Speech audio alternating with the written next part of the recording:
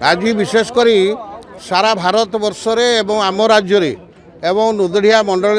माँ मानकर गोटे आक्रोश रैली यही पदयात्रा माध्यम विशेषकर तांकर जो 33% रिजर्वेशन केवल 30 स्तरीय पंचायत राज में मिली किंतु एमपी आउ एमएल मान क्षेत्र में मिलना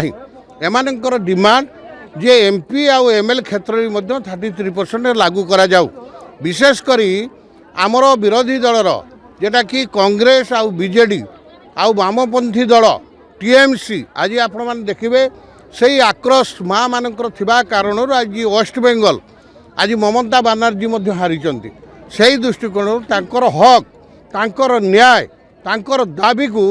एटा पूरण करने आज आक्रोश रैली 33% जो आमर जो ये महिला समावेश ये होता से विरोधी दल मैंने विरोध कले तापर भी आमर वामपंथी दल मैंने से भी आज लड़की भी से भी विरोध करी सेटा को आम केभलिया सेंट्रल कि ये को आगक नापी से आम महिला आक्रोश समावेश रैली गोटे करुचे समावेश आमर 2000 लोक पाखापाखि होती कौटी आमर हूँ नुजुडिया नुआ गाँव स्कूल एमए स्कूल तलिया शनि मंदिर पर्यंत रैली हम।